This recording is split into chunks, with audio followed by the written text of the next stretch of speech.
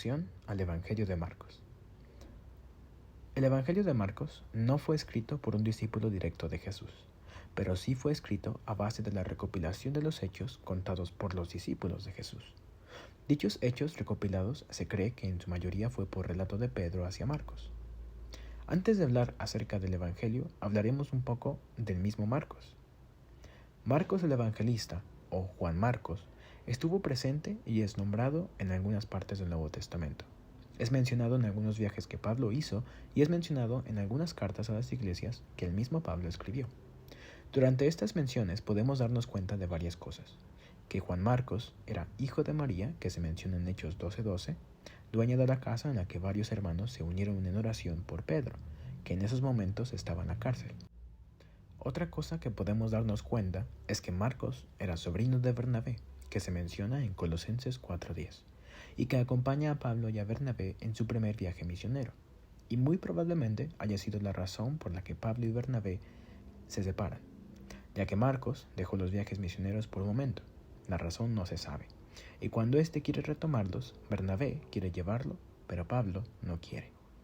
En cuanto a su conexión con Pedro, hay escritos de algunos padres de la iglesia que lo toman como el escriba de Pedro, ya que se cree que Marcos fue salvo y bautizado por Pedro. Incluso se cree que Marcos pudo llegar a ser uno de los 70 enviados por Jesús. La única mención en la Biblia de una conexión de Pedro y Marcos está en la primera carta de Pedro, en el capítulo 5, versículo 14, en la que Pedro llama a Marcos su hijo, esto haciéndolo de una manera muy similar a como lo hacía Pablo con Tito y Timoteo. Aunque cabe la posibilidad que Pedro se esté refiriendo también a su hijo carnal y no tanto a su espiritual. En cuanto al Evangelio, data del año 56 a 75 después de Cristo, siendo el primer evangelio escrito, seguido por Mateo. Es el evangelio más corto de los 4 evangelios y este evangelio está dirigido a no judíos. Y esto se sabe por las diferentes veces en las que Marcos en su evangelio traduce palabras del arameo al griego, idioma original del libro de Marcos. El evangelio de Marcos empieza de una manera inusual, ya que vemos a Mateo empezar con la genealogía de Jesús, a Lucas con el nacimiento de Jesús y a Juan dando un discurso acerca de la veracidad de la divinidad de Jesús. Y Marcos empieza con el fin de la ley, empieza con Juan el Bautista, que como lo dice en Lucas en el capítulo 16, versículo 16, la ley y los profetas fueron hasta Juan.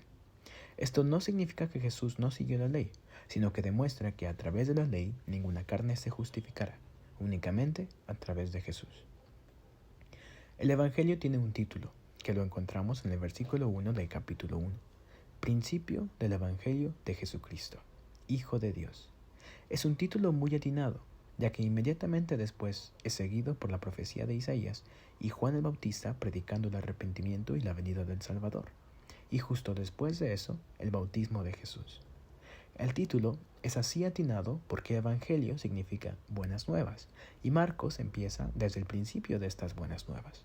Empieza con la profecía de Isaías sobre Juan, y Juan hablando sobre alguien mayor que él, que quitará el pecado del mundo.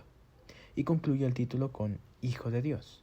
Esto para que todo aquel que lea este evangelio tenga en cuenta que no encontrará los hechos de un héroe o un filósofo, sino los hechos del mismo Hijo de Dios. Este evangelio trata de resolver la duda acerca de quién es el Mesías, quién es el Hijo de Dios, tema que se toca mucho a través del evangelio y que termina resolviéndose en Marcos 15:39, en el que un soldado romano se da cuenta de quién es Jesús y que Jesús verdaderamente era el Hijo de Dios, dando así la pauta a que las personas a las que va dirigida este evangelio, a los no judíos, puedan darse cuenta, al igual que este romano, de que Jesús es verdaderamente el Hijo de Dios.